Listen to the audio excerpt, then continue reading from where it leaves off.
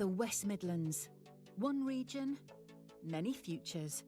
Home to the fastest growing cluster of tech companies in the UK. West Midlands is a great place to be based. We're the only region to have a 5G testbed. We're leading the way, we're innovative. We've got a lot of development happening in sort of film and gaming and virtual production. This is the place to embrace opportunities to test and develop the high-growth industries of the future. We're investing in new state-of-the-art offices to be able to support our expansion. We have the highest number of companies developing new tech outside of London: 5G, cybersecurity, digital transformation. Whether it's your finances, your business plan, Steam House allows you access to all of that support.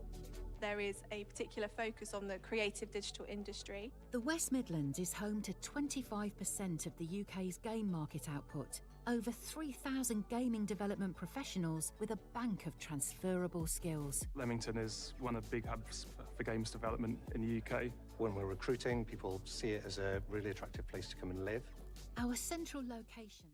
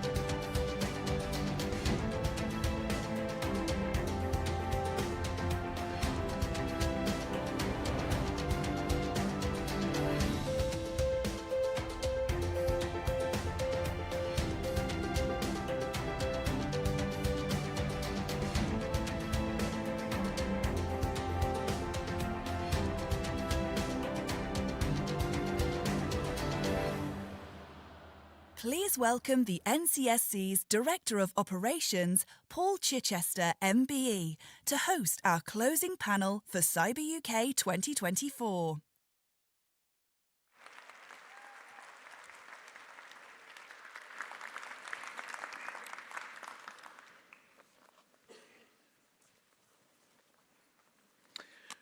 Good afternoon, everybody. My name is Paul Chichester. I'm the Director of Operations here at the UK's National Cybersecurity Centre, and I'm absolutely thrilled to be chairing this final panel of Cyber UK 2024, Building Resilience Across Competition, Crisis and Conflict.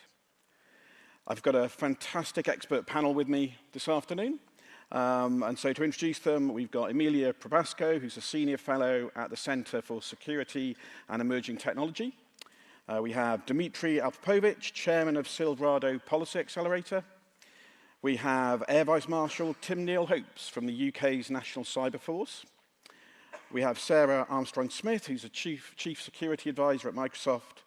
And last but definitely not least, good friend David Luber, Director of the Cybersecurity Directorate at NSA. So the sort of topic of this panel as we're closing is really to perhaps take a different perspective on the domain of cyber and cyberspace.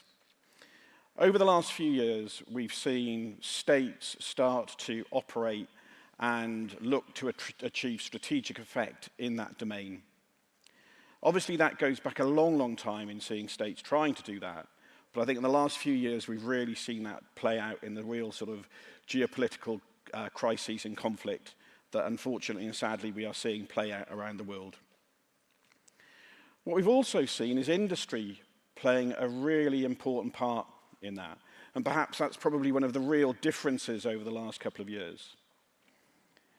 In all of these situations, I think we would all agree that we're all playing catch-up and really sort of sometimes developing doctrine and tradecraft as we go, as the pace of crisis or conflict drives us to do that.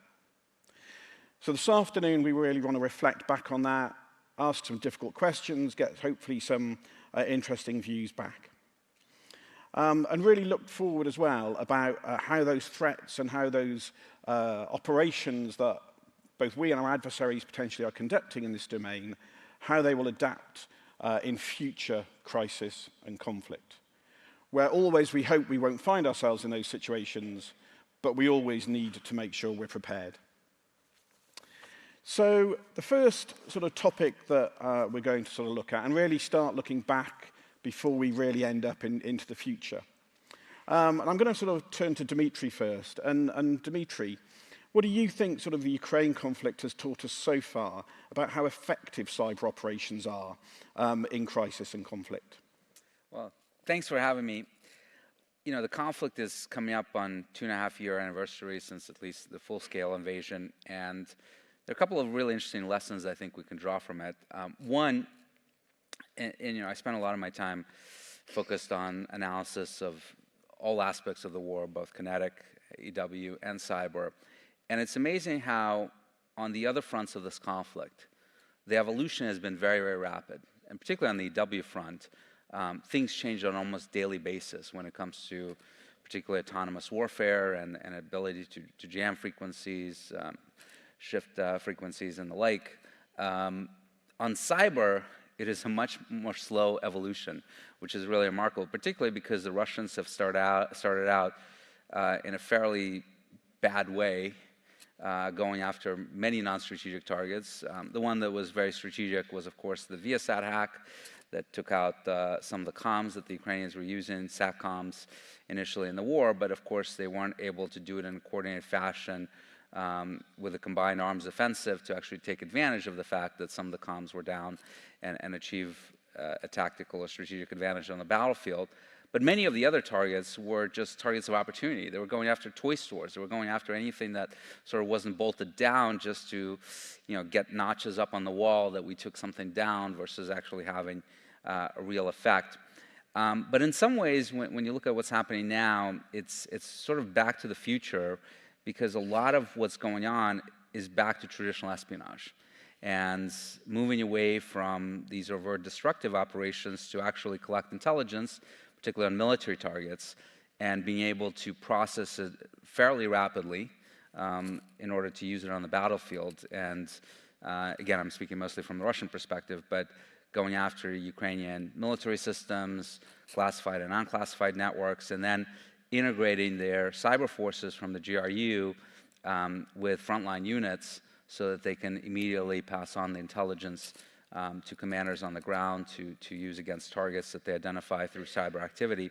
So I think it teaches us that cyber is first and foremost an espionage tool, and one that is, you know, absolutely phenomenal in its capabilities, because of course, unlike just passive collection, you not only know what is happening at the moment, but you can also look at future plans that are just being formulated and discussed. And you know, General Hayden, former director of NSA and CIA, has called it the golden age of signals intelligence, right? And I think that's very true. But in the disruption and destruction activities, it's not that there is nothing that's going on. Certainly there's many, many attempts. They just haven't been able to achieve many strategic effects. I think in part because they've been unable to really coordinate it really well with the kinetic campaign, which has been a problem for them in numerous areas of the conflict. And it's very, very difficult, frankly, to align those operations, those cyber operations, with the full-scale combined arms offensives. But, you know, at the end of the day, we should appreciate that the biggest value of cyber is probably going to be on the collection front.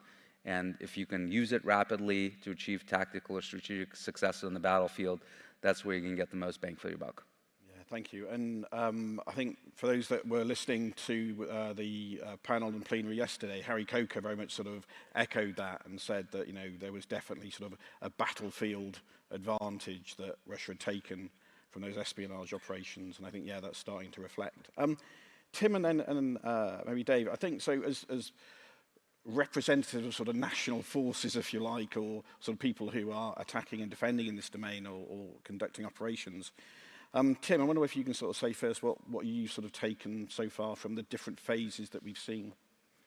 Absolutely. And first, if I look at it from a future threat perspective and play back some of the documentary from yesterday, I think one thing Russia, Ukraine has taught us is cyberspace is a contested domain of operations, like air, sea, land, and space, as we've seen from that conflict. And I think we can expect that to be an enduring feature as we look forward. And I'd also say it's the domain in which we are in contact most often.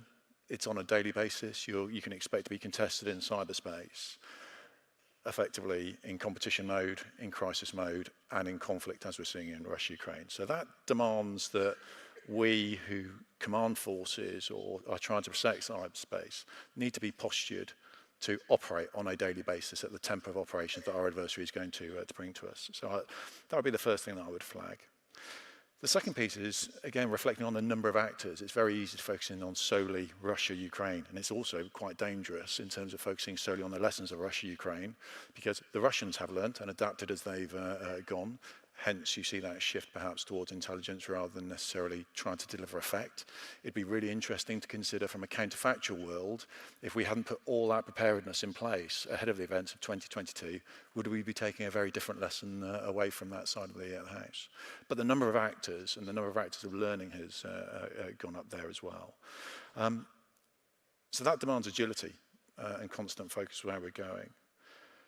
Then if I look at just the plethora of activity that we are seeing in terms of the number of incidents in cyberspace, and again, we talked about where we're being contested. The adversaries that we are seeing are not operating in a responsible, proportionate fashion. They are going against targets of opportunity. And I think there's a challenge here for us as a community, not to actually get immunized by this is normal. Actually, just because there are an increasing number of incidents, I think demands us to operate at that tempo and make sure that we can test it rather than just accept that as the norm.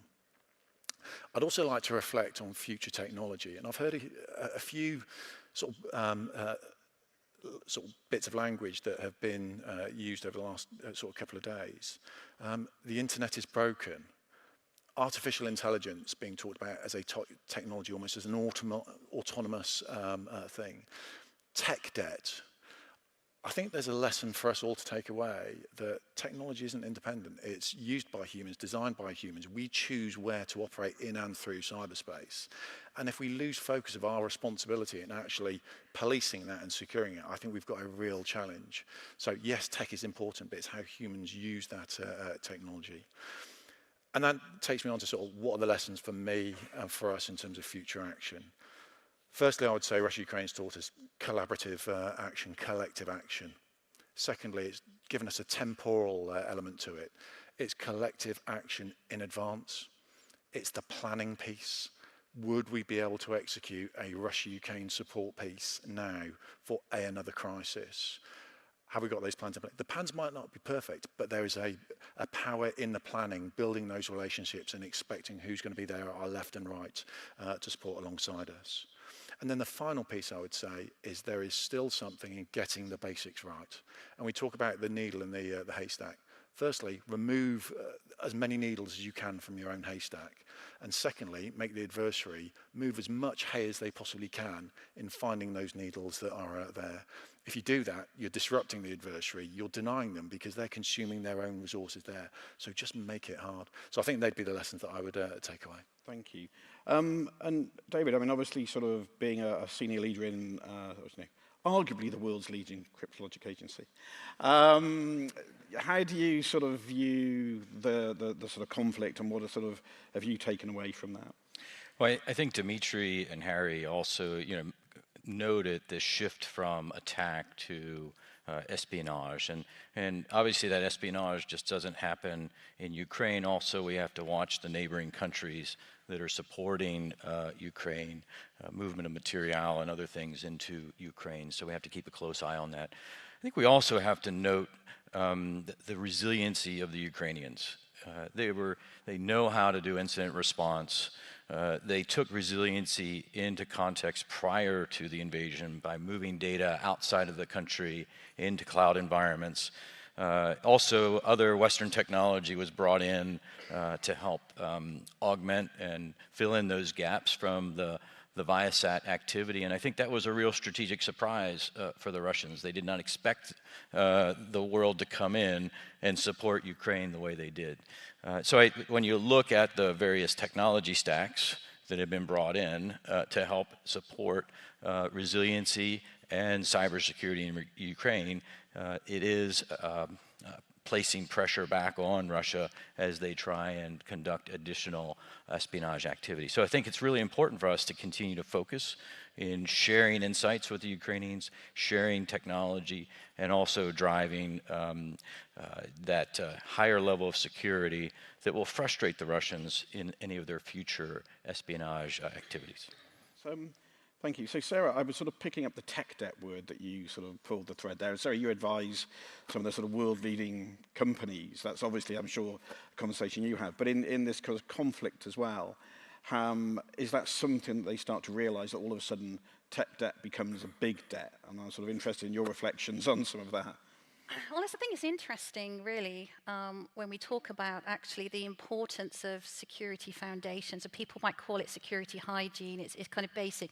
Basic assumes it's easy, and it's not easy, let's be honest, dependent on if you're a large organization, an SME, and all of the things. But those foundational levels of security are incredibly important. And as much as we talk about these advanced threat actors and the level of persistence and the willingness of some of these actors to go to the nth degree, actually they still favor the tried and tested. So when we're thinking about the type of cyber attacks, their password sprays, their phishing attempts, they'll do absolutely anything they can to try and get access. And in essence, they are taking advantage of existing vulnerabilities. Now, like Microsoft, we've been talking about Patch Tuesday for 20 years. It's one of those things. So it's very easy for someone like Microsoft to patch your systems. But actually, when we're thinking about how do I exploit any vulnerability, it really is that easy in terms of I just need to know what operating system you're utilizing. Is it running the latest update? Oh no, okay, what exploit am I going to use? That's as easy as it is for many threat actors. And so that is really when we kind of get down to, so patch your systems is really key. The other things that we keep talking about is running anti-malware, but the problem is it's not just having anti-malware. You have to have regular updates. You kind of have to do all of these things. And obviously multi-factor authentication, kind of these things. And I think even from a National Cybersecurity Centre, and I know that NSA and everyone else, we've been saying the same things over and over again. So everything that we're talking about in terms of how they got access, what they did, all these things are kind of nothing new. They're just evolving an existing opportunity that's always been there.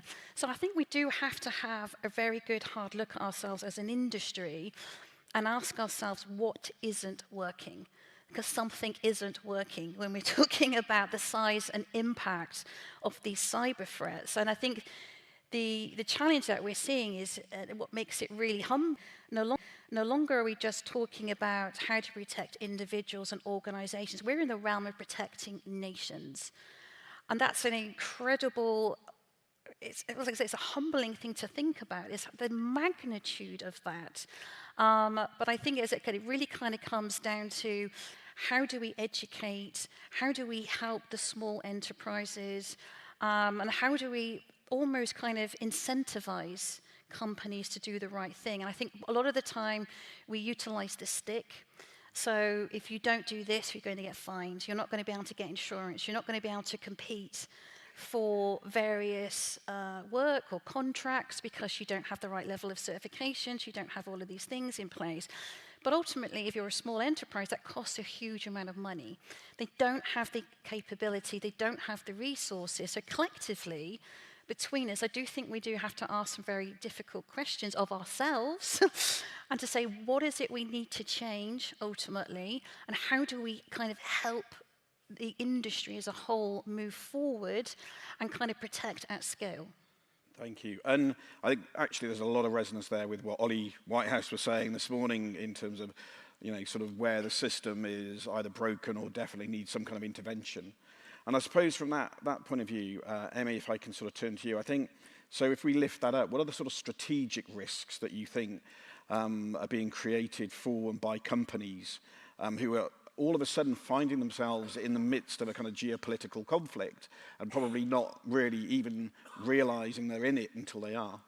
Yeah, I think the reason we're talking about the risks to companies is because they demonstrated more clearly than they had in the past that they have operationally relevant, conflict-relevant power. And that power manifested across a whole range, not just cyber, but certainly in cyber in terms of things like what Microsoft did or Amazon in continuity of governance, so ensuring the data in the networks. They played a role in disinformation campaigns, countering disinformation campaigns when you look at decisions by YouTube or Meta. They played a role in ISR, intelligence, surveillance, and reconnaissance, when you look at Maxar or Capella Space, the overhead satellite imagery.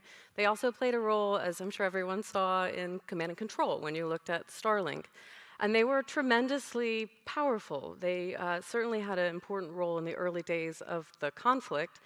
And I think it's interesting to reflect on why the companies did it. Sometimes there were contracts in place, but not entirely in the case of Ukraine. The responses were faster than a contract could have necessarily kept up with, first of all, at least in the United States. But that wasn't the only reason. What we saw were statements by companies saying that they just thought it was the right thing to do. And many of the reasons why these companies got involved were connected to these risks. Let me talk about risks to the company first. There were risks, brand risks. So whether or not there was an enormous public pressure campaign on companies to support the Ukrainians in some way. There were business risks, so whether you could protect the sanctity of your product and sort of show that you would take care of the services that you rendered. And then there were the risks of being attacked. And as we saw, the Russians listed some of these companies as being legitimate military targets or combatants, which I don't think they were necessarily prepared to be called combatants. And we have to think very carefully about what that means, not just for the companies, attacks like on Starlink's, jamming attacks on Starlink, but also for the individuals and the employees stationed around the world. I think there was a lot of scrambling that had to be done to protect employees around the world, but also at home. Those are the company risks. There are military risks that are also difficult to control for. There's just the idea that if you have operations ongoing in a theater and the military commander is not aware or is not otherwise synchronized with the power that private sector can bring to the theater of operations, you can get out of sync fairly quickly. I don't think we can eliminate all of these risks. This is one, I think the last panel talked about sometimes accepting risk and thinking about the mitigations. And to me, I think there's, the idea for the government to think about and the military to think about what are the capabilities and limitations of these companies, and also for the companies to think very carefully about if there is a conflict, what can we do, what can we not do, how will we be targeted, and what are our capabilities and limitations when it comes to being targeted, what role will we play, and then with that, really outlining again, I think this was talked about in the last panel, expectations. So having a sense of what a company will do in a conflict or not do in a conflict, having a North Star to guide the company through very difficult decisions, and then communicating those expectations to the government so that the government understands how you may or may not play in the conflict. And finally, I think, of the things to do in advance of another conflict would be, we've established a lot of relationships, and there's an enormous amount of public-private partnership that's really advanced over the past couple of years. But now we're looking at what I would consider battle-tested relationships. And how do you prepare for those combat-level relationships which put in a new level of stress? Thank you. There are so many threads that I can sort of pull on there. So I might start with Sarah, because I can't sort of, you mentioned the Microsoft tax, so we'll go there. But I think Dave as well, I'm really interested in a moment center that you've got and what you hear from companies as well through that. But Sarah, obviously Microsoft found themselves in the crosshairs of some of these attacks from Midnight Blizzard. I mean, could you say a little bit about that, what that sort of felt like in Microsoft and what you really take from that? I think if I were to step backwards a little bit to just provide some context as to why Microsoft might be, in the crosshairs. I think we've touched on it a little bit already. So Microsoft is actively tracking 300 large-scale threat actors. And so part of that is our ability to be able to attribute and be able to look at what these different threat actors are doing. So if we look at the run-up in particular to the invasion, and I look 6 months before, so one of the things that Microsoft does, if we see a threat actor, particularly nation-state actor, on the door of your network, we provide what we call nation-state notifications. And kind of 6 months before, we were averaging about 800 a quarter. It spiked to 21,000. So analysts were like having a look at this, like something's going on here. And then we kind of take a step backwards and we kind of look at who and why are they being targeted. So we started to see a huge increase in activity coming from Russia in particular. And their focus was on NATO, Western allies, looking at Ukraine in particular. So we're starting to see this build up. If we then go 2 months before, we started to see a huge increase in destructive malware, phishing, spear phishing attacks aimed at very specific individuals. And I think kind of two things kind of dawned really onto Ukraine at the time. And I think it's an issue that many companies face in particularly public sector, as a lot of countries have very strict regulations when it comes to data protection, data sovereignty, where's my data? And even right up to the week before, Ukraine had to change the law that enabled them to be able to not just move their data out of country, but move it to the cloud. So one of the things that Microsoft did, and we've mentioned some other tech companies as well, is actually step in at that point and say, how do we help you move at scale your data? Some of the other things that Microsoft did at exactly the same time is we deployed additional technology into Ukraine and Ukraine's critical infrastructure. So just before the physical invasion, so a few months before, we made a strategic acquisition of a company called Risk IQ. In essence, what they do is enable you to map the internet, which seems like a very big kind of thing to be able to do. But in essence, if you're thinking about malware, and we saw a huge increase in destructive malware in the first 4 months of the attack, then normally it's a command and control service, so something is pinging externally. What it enables us to do, in essence, is to then reverse engineer it, see where all those attacks are coming from, and then give advanced warnings to multiple organizations to say, you are actively being targeted right now. Now, a number of these were not Microsoft customers. They were critical entities across that domain.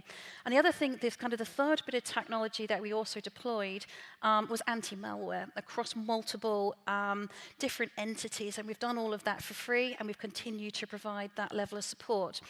So in essence, it really disrupted the entire strategy of the threat actor. So again, if I just put that into perspective on the kind of the initial hours of the attack, so 12 hours before the physical invasion, Microsoft detected 300 simultaneous cyber attacks. So we detected new strains of destructive malware, wiper malware, various different things. But because of the advanced deployment of technology, we were able to build detections very quickly. Within hours, we had disseminated that across multiple entities and blocking all of these things. So actually, the objective of the threat actor was to go very hard, very quick, and try and knock out as much of the critical infrastructure, so communications, media, energy, follow that with kinetic attacks, and then I think from their perspective, the war was probably going to end relatively quickly. As we said, that is not what happened. What they were not prepared for was the level of collaboration that we've seen across governments, across intelligence agencies, and across big tech. So because of that, as you sort of said, Microsoft has become a target itself from some of these threat actors in particular. And I think one of the interesting things you mentioned about Midnight Blizzard, now what has been interesting for us is one of the reasons why they were trying to get access to Microsoft is to find out intelligence about themselves. Now, when we think about what does that mean, so is there something they think we know? Is there something they think we don't know? Is in terms of how we attribute, how we track, are they about to change their modus operandi? And as we were just talking about, the actual threat has not changed. Yes, the level of destructive attacks has waned, But that's because they've gone back to espionage. So they have kind of having to go backwards, if you like, to reach. So if you're deploying new technology, you're getting help from various different nations deploying infrastructure, helping you to detect debt, as you mentioned. I now need to think about what's my next campaign, what does it look like? And I think this is the first, we need to kind of take a step back, look at the trajectory where we've come from, and use that to say, what is coming? And at what point are we prepared for that? And I think it's an interesting thing when we kind of look at all of those things combined as a pattern. And as we sort of said, we're 2.5 years in, there's no sign of it kind of coming to an end anytime soon. So we're going to see a new reign of cyber attack, and to what extent? Is that going to be mixed with kinetic attack? But ultimately, it's kind of all of those things together with regards to then, when you kind of put yourself forward, you also become a target at the same point. So that's great. And obviously, Microsoft's a very mature organization in that space. I mean, David, with the Cyber Collaboration Center that CSD has, you engage with a large number of companies. I wonder what engagement and conversations have they come to you with, realizing where they find themselves in this conflict, and what you've been able to talk to them about and advise them. Well, first off, I'm going to reorder the words a little bit that we have in this presentation, because I'm going to talk about competition, crisis, and conflict. And I think the most important thing as we think about building partnerships is start building those partnerships during the competition phase. If you're building partnerships in crisis and conflict, well, you're already going to be behind the need. So in those partnerships that we are all building across all of our governments, what's key is to help both government and industry understand the threat actors in a better way than just each of us could do by ourselves. So what we've learned from signals intelligence is that we can separate what we know from how we know it, and share what we know in a way that helps us then, as partners, identify and see the tradecraft in a much broader context. I always like to think of the signals intelligence giving us the narrow field of view and industry having the wide field of view. And when we bring context and those views together, suddenly we have a much broader picture of what's happening in the cyber ecosystem. And as Emmy pointed out earlier, as industry is much more integrated into the warfighting domains of air, land, sea, space, and cyber, they can be and will be likely a target or a valid military target for countries like Russia. So I think what's really important is we share at the analyst level these insights. In the best cases, we can outmaneuver. So instead of taking that attack, instead of taking that exploitation from an adversary, having the insights ahead of time will allow us to outmaneuver and make sure that the adversary is not successful in conducting their activities. And when it's appropriate, working together, there are going to be opportunities when we can also contest the activities of these adversaries in a way that delivers setbacks for those adversaries so they're not successful today, tomorrow, and into the future. So in short, as we build these partnerships with industries, and as we go through some of these different iterations, we're really practicing for that time when we perhaps are in crisis or conflict. But back to your original question, I think what we are seeing now from industry is this willingness to share more, this willingness to engage in the analytic, deep expertise that government and industry can bring to bear to really get after these advanced actors.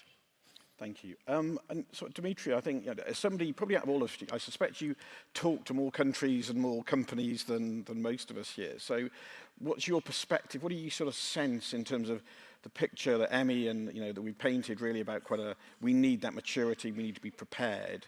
How do you see that currently when in your discussions? Yeah, I think the key is really resilience, right? Because the reality is there's always going to be a 0 day, there's always going to be a human mistake that's going to be made somewhere. So getting in is usually not the problem.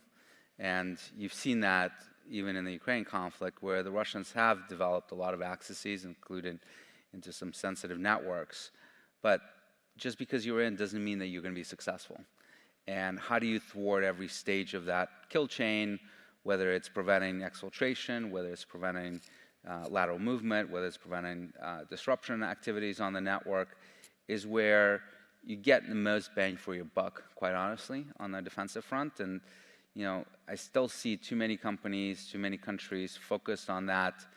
Let's try to prevent it all. And prevention has its role for sure, but in my view, it should be 90% resilience, 10% prevention. And I think for most, it's flipped, unfortunately.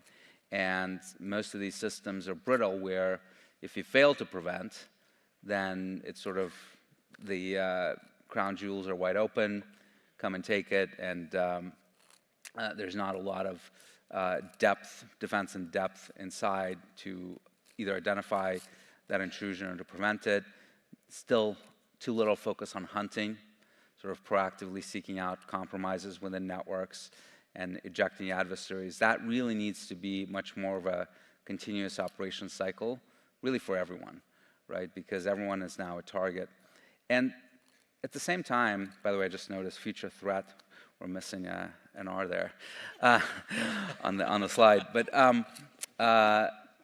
the threat is evolving, and we've talked for years about insider threat and the difficulty of dealing with that issue. And what I'm seeing right now on the insider threat is completely flipping the script, where one of the biggest problems I'm seeing companies, certainly in the United States, I'm curious if you're seeing that in the UK, is the North Koreans. North Korean IT workers, which are working for the North Korean intelligence agencies, managing to get themselves hired into companies large and small across the United States, using things like generative AI to craft really good resumes, using that to pass interviews with flying colors and get recruited inside of those companies. Now, for now at least, we haven't seen them use that for intelligence collection purposes. They seem to be focused on collecting a paycheck. But boy, we're probably days or weeks away from them connecting the dots and saying, well, wait a second, I have developer access to a really important source code repository in this company. In addition to collecting a paycheck, I could do something else with this, right? And the thing about the North Koreans that's really interesting is that they are, in my opinion, the most innovative cyber actor by far. They have pioneered so many of the techniques that we've seen others adopt later on, whether it's their focus very early on disruption back in the early 2000s, that then you've later seen the Iranians and the Russians and others adopt. They pioneered the use of cryptocurrency really early on. They've pioneered the use of hack and leak operations back with Sony, following that movie that attempted to portray an assassination of Kim Jong-un. So the fact that the North Koreans are now doing this, to me, is a harbinger of things to come.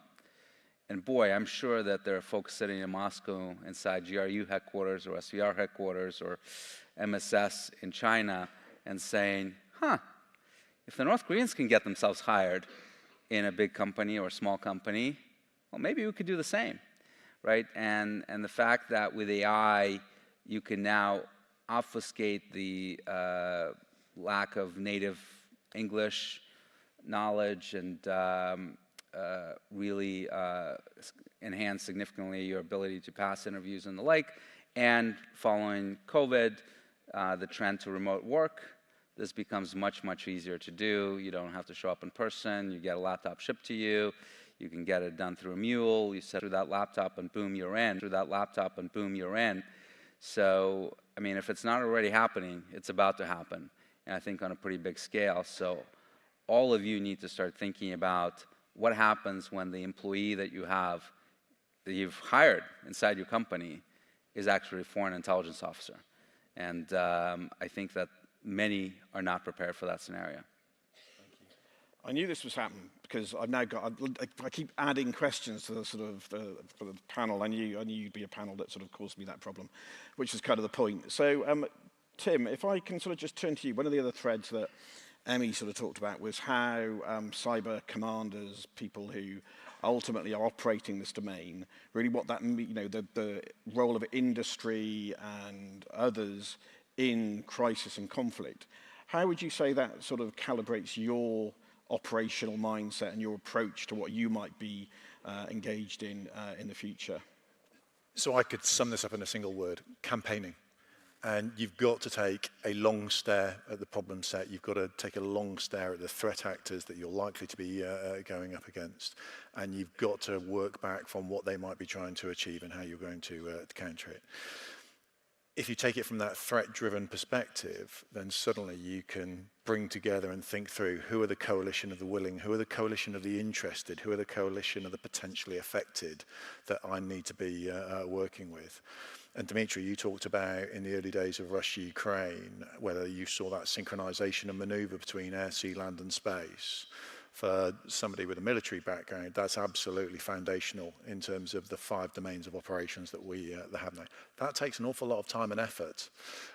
So from the outset, from a commander, it's actually understanding what cybersecurity means, what freedom of maneuver do you need in and through cyberspace to be able to deliver operations in air, sea, land and space. What is your key cyber terrain that you've talked about, because you can't defend everything at the time. Then you've got to move out in sort of effectively in those concentric circles. What are the dependencies that you have that takes you back into industry, supply chain, logistics, all those things that are not new to this space. We're just using cyberspace to be able to deliver it. And then the final piece, which is so often overlooked in this area, is don't wait until the beef or bang. Exercise, exercise, exercise. Think through those scenarios. Find yourself that relatively safe environment where you can challenge yourself. Understand what the what if is. Make your mistakes in the safe environment. Bring those lessons in and then make sure that you move forward together in that place, which again is a real challenge because an awful lot of the military are used to exercising, but I wouldn't say that's a discipline that is intuitive to the broader ecosystem that is now absolutely dependent on a domain that is contested. So I think there would be some of the lessons that I would say from a wider perspective that you could take back from a command. Yeah, go for it. Yeah, go for it. So I think it's also really important not to project the past onto the future. We tend to always fight the last war. And look, war is always a phenomenal learning exercise. Innovation happens more rapidly in war than anywhere else because obviously the stakes are so high.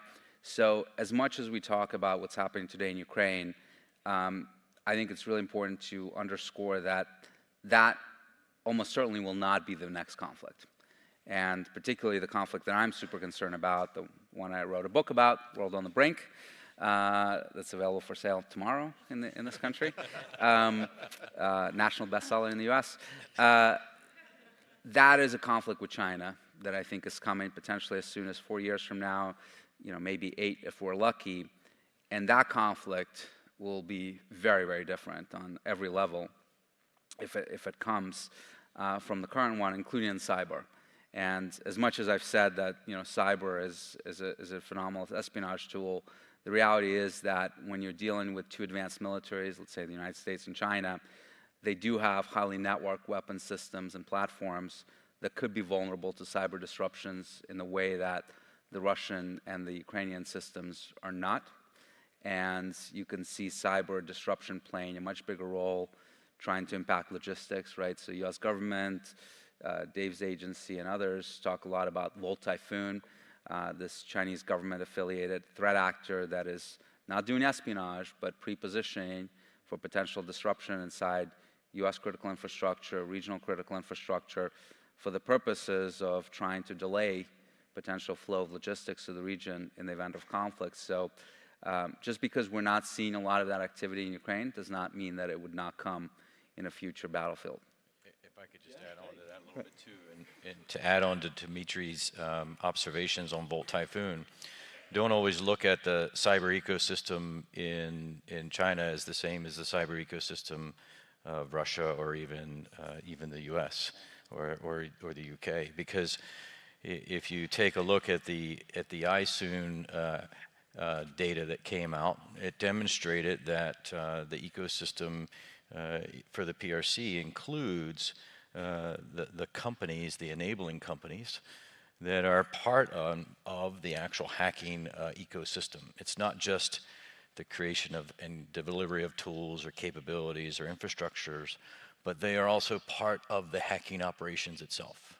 So we have to look at that threat differently than you might think of for Russia, or you might think of for other areas of the world. So just to add that in.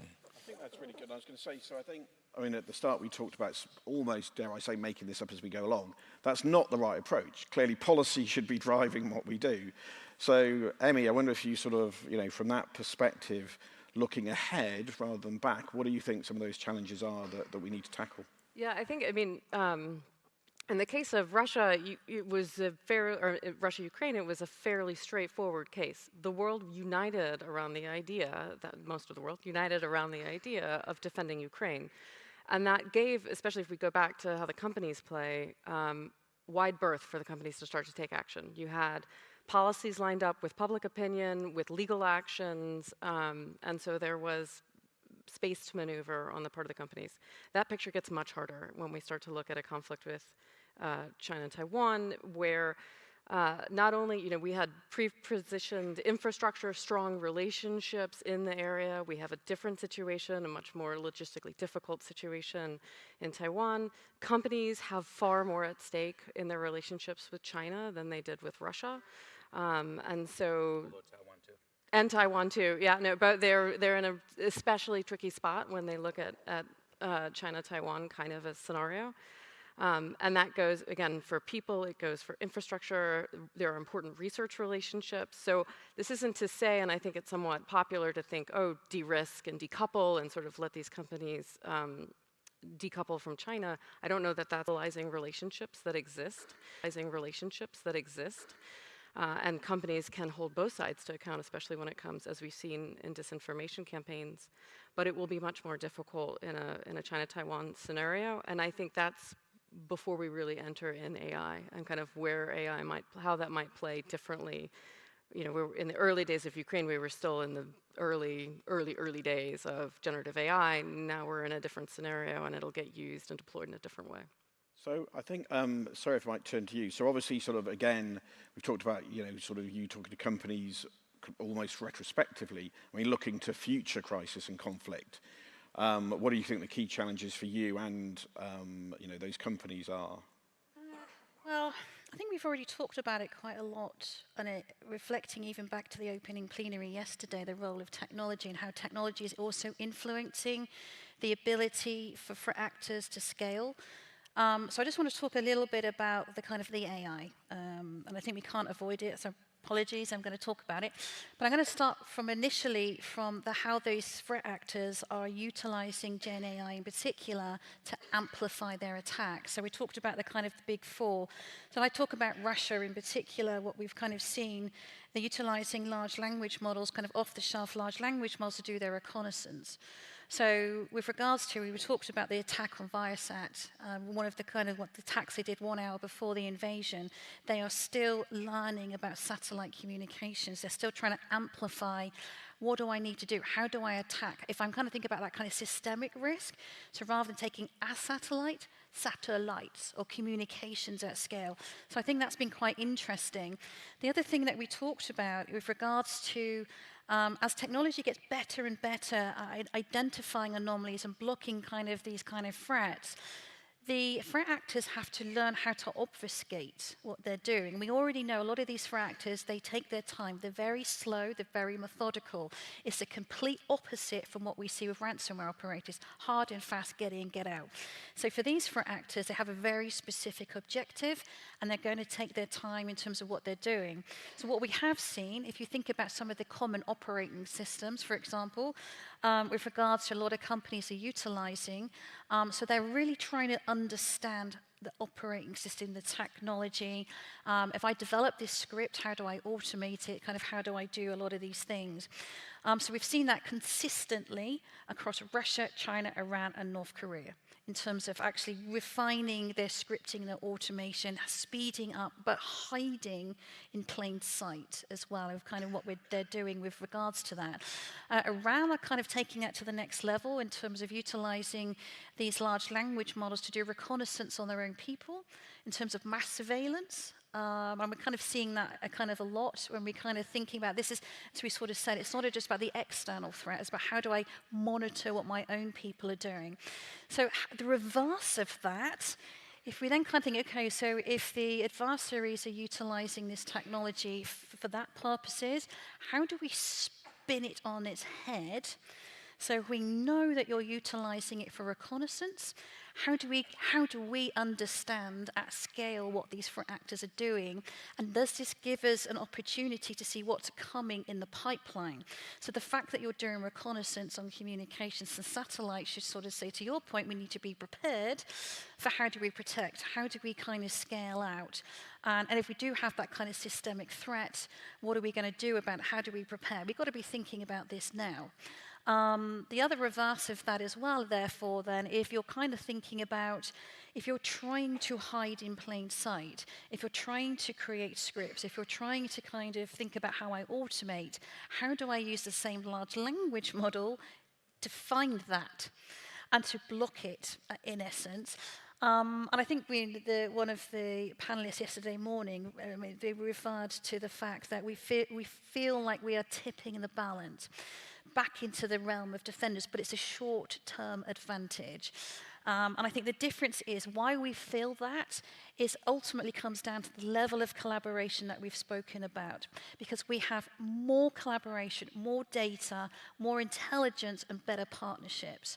And that's only a matter of time, as you were sort of saying, is they're going to have to form allegiances and at some scale to be able to counteract that. But why we have this advantage, we have to take advantage of it, which means we continue to collaborate, we continue to work together, we can continue to scale and kind of really consider what resilience in the future actually means, and we've got to prepare right now.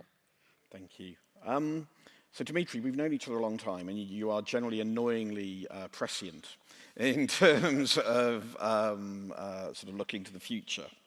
So, and as you say, your book, as you said earlier, sort of actually can paint a positive version of the future. But so sort of with that sort of view to the future, I think, what should we be doing?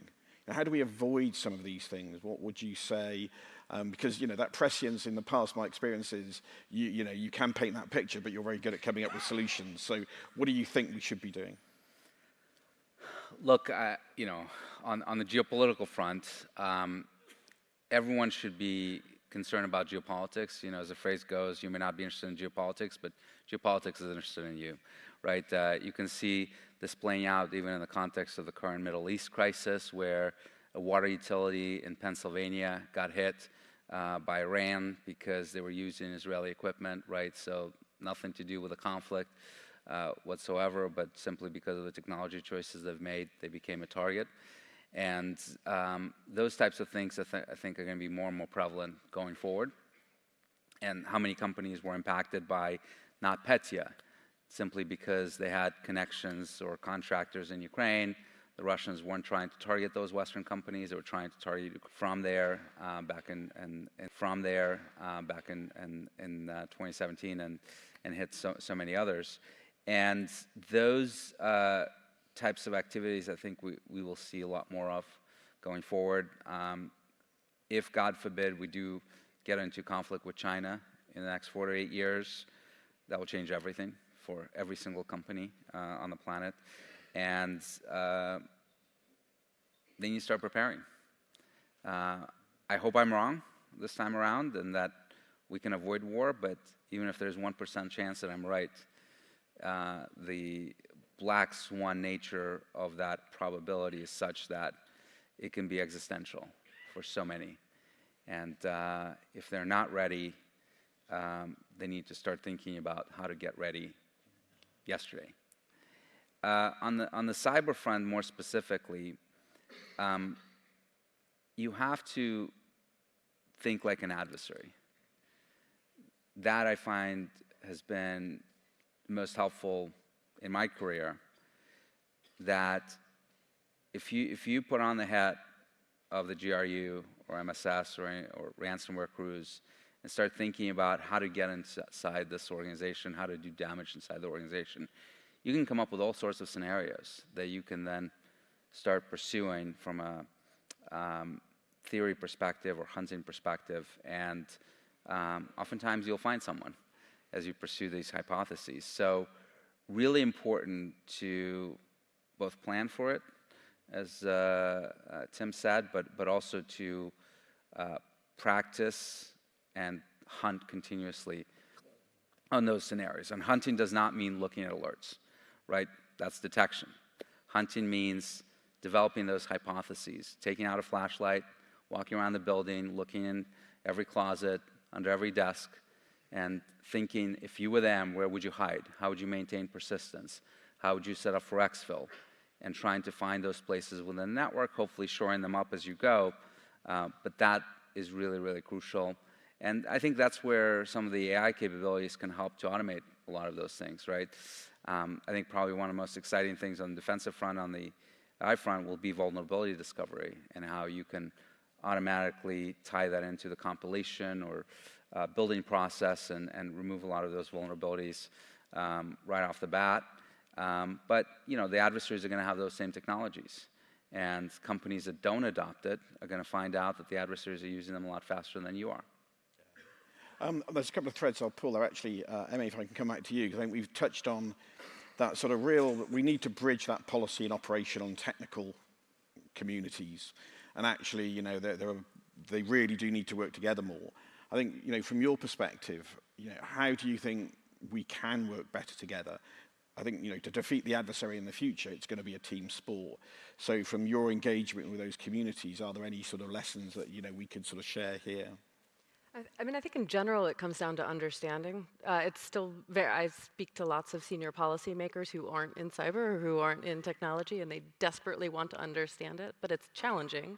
And we often, in a technical community, can speak to the eaches and not to the big strategy points. So being very thoughtful about trying to bridge the technical policy gap in terms of just communications and understanding. I think there's also, I've spoken with a number of military commanders, and they talk about educating their technical folks, the field service engineers, and how the military operates. Understand what their planning cycles look like, how the command, just what the culture is generally. So bridging that understanding gap between the military operations, technical operations, and then the sort of strategic policymakers. I would also go back to, being, and I think this has sort of been said, I'll just say it in a different way, but being very clear about what you will and will not do. And that means thinking first about what, as a company, you will or will not do, and then communicating it very clearly to the decision makers so that they can factor it into their planning. And then, I think as was said earlier, we have to establish strong relationships in advance of a crisis. There was a lot of scurrying that was done in the early days of Ukraine. Even though there were some established relationships, they were not ready for that level of a crisis. And I think thinking hard about what crisis communications or crisis relationships you could put in place now, those would be the sorts of ways to bridge the gap. Thank you. So we are really getting close to the end of time, so I'm sort of going to finish it there. I know there are lots of questions we've not answered, and I know a lot of sort of things that I'm sure the panel wanted to say. I think, again, we sort of tried to cover a fair bit there. The sort of quote, I'm afraid Dimitri wins the sort of quote I wrote down and I'm going to steal.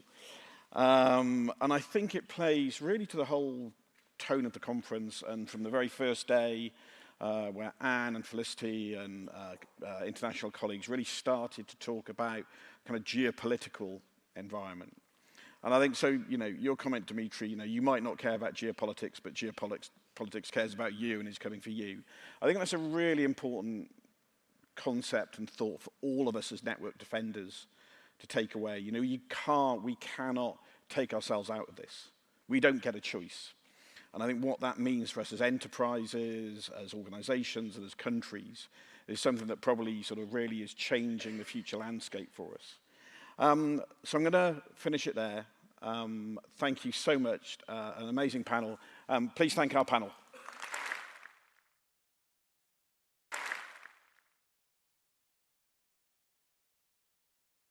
Before we close the conference, please stay seated for the exciting announcement of the 2024 Cyber Den winner and the closing remarks.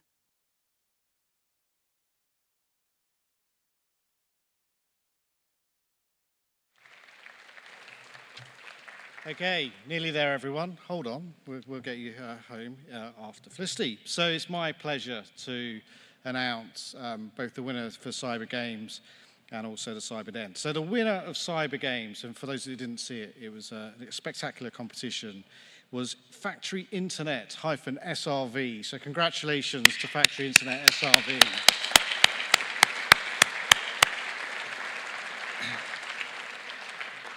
And next, I think this is probably we sat on the judging panel for Cyber Den, and for those that aren't familiar with what that was, we had a number of startups pitching their product and service to us as a set of dragons, in a Dragon's Den-esque style.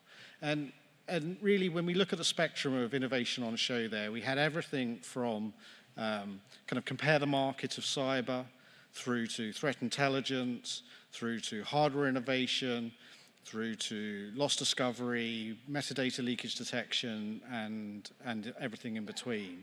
And so I think, you know, the thing I would leave you with here, as a country, we've got it. We can do the innovation as good as anyone else. And so I would encourage you to go and be curious about those companies. And so it does legitimately give me pleasure to announce this winner.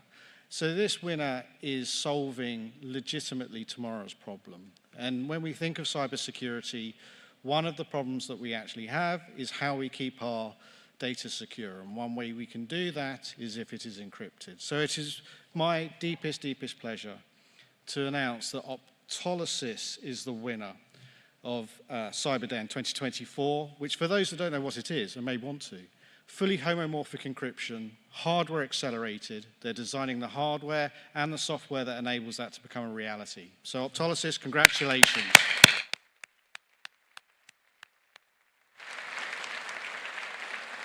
And without further ado, I'd now like to hand back to NCSE's Chief Executive, Felicity Oswald, to close us out. Thank you.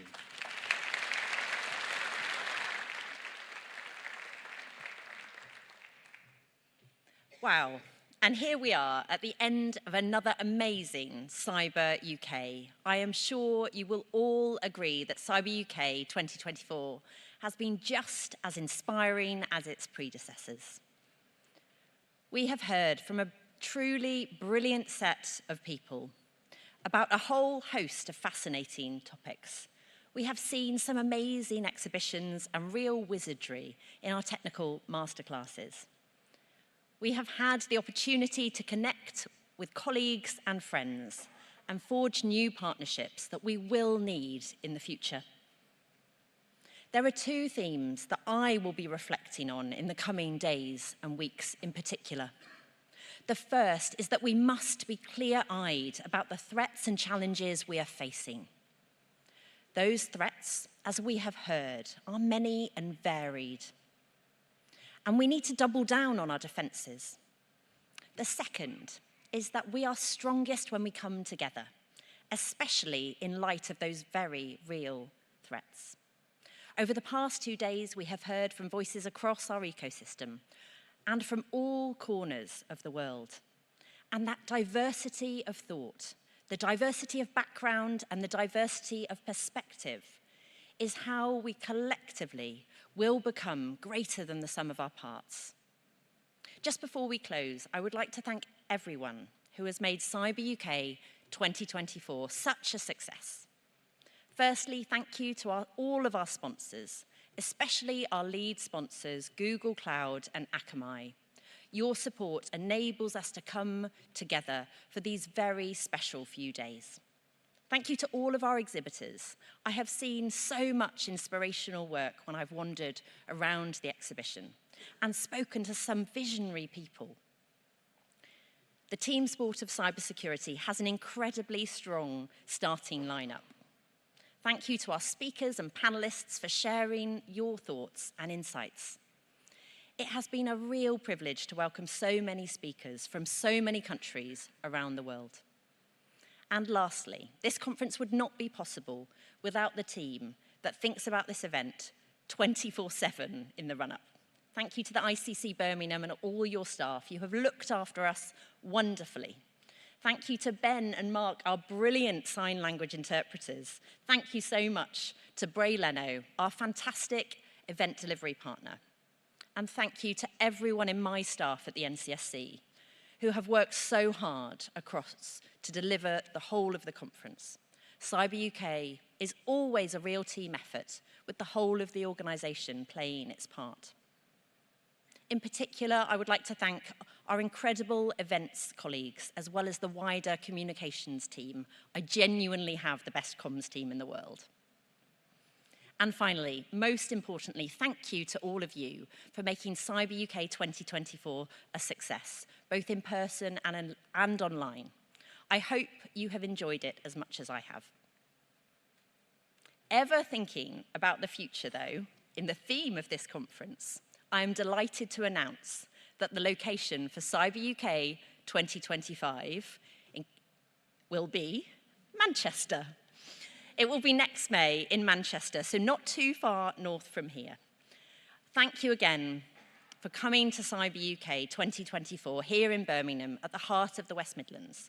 Safe travels home, enjoy your cup of tea and putting your feet up, that's what I will be doing soon, and see you next year. Thank you so much.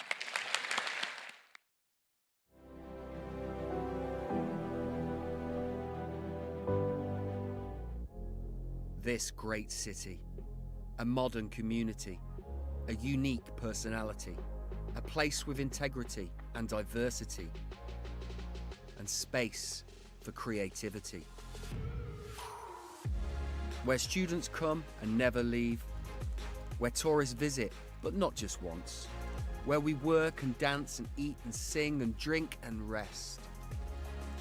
We're a land of unicorns and giants. We disrupt and we scale, we collaborate and we innovate, finding new ways to finish what we started.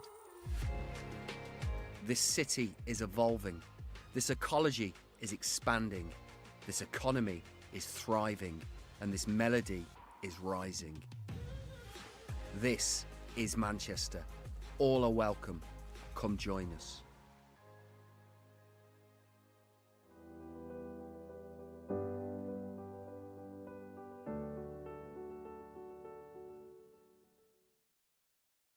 Thank you for making this another special Cyber UK. The NCSC team wishes you all a safe journey home, and we look forward to welcoming you again next year for Cyber UK 2025 in Manchester.